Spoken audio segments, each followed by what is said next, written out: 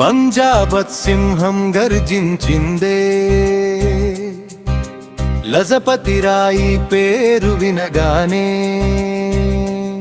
స్వాతంత్ర్య జ్వాల రగులుతుందే. భారత మాతకు వందనం. జై హిందూ రాష్ట్ర జై, జై జై హిందూ రాష్ట్ర. పంజాబ్ గడ్డపై జన్మించిన వీరుడు, దేశం కోసం అగ్ని మార్గాన్ని ఎంచుకున్న వీరుడు. బెంగాల్ విభజనపై వ్యతిరేకంగా పోరాడాడు. బాల గంగాధర్ తిలక్, బిపిన్ చంద్రపాలతో పాటు దేశాన్ని మేల్కొలిపిన దీపమయ్యాడు. బ్రిటిష్ గుండెల్లో సింహ స్వప్నమై భయాన్ని నింపాడు. సైమన్ కమిషన్ పై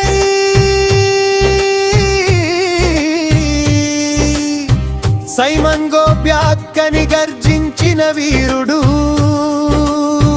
లాఠీ దెబ్బలకైనా వెనుకడుగు వేయలేని ధీరుడు.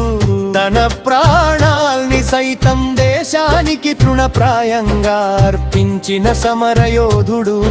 ఆ దెబ్బల చరిత్రయై, ఆ రక్తమే వారి పాలిట శాపమై స్వాతంత్ర్యానికే బీజం అయింది.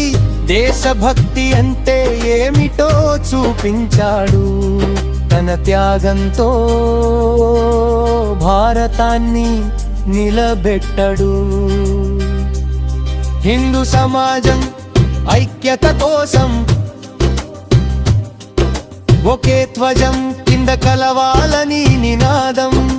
సంస్కృతి సంప్రదాయం కాపాడాలని ఆలోచనల్లో స్పష్టత చూపించాడు. వినాయక దామోదర్ సవార్కర్ వంటి నేతల భావజాలానికి ముందుగానే మార్గం వేసిన నాయకుడు. హిందూ శక్తి, జాతీయ గౌరవం అతని ఆలోచనల ప్రతిబింబమే. జై హిందూ రాష్ట్ర జై, జై జై హిందూ రాష్ట్ర జై.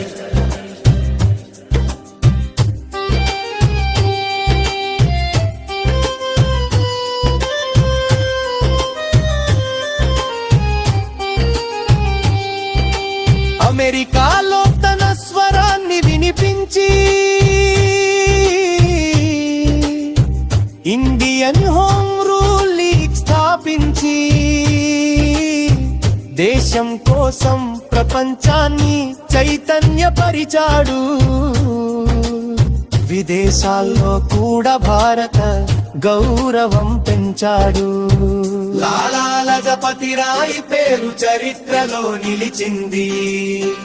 అతని త్యాగం మనందరిలో జ్వాలగా వెలిగింది. జై హిందూ రాష్ట్ర నినాదం వినిపించగా భారతీయులో దేశభక్తి రక్తంలో ఉప్పొంగింది. అఖిల భారత హిందూ మహాసభ జిందాబాద్. అఖిల భారత హిందూ మహాసభ జిందాబాద్.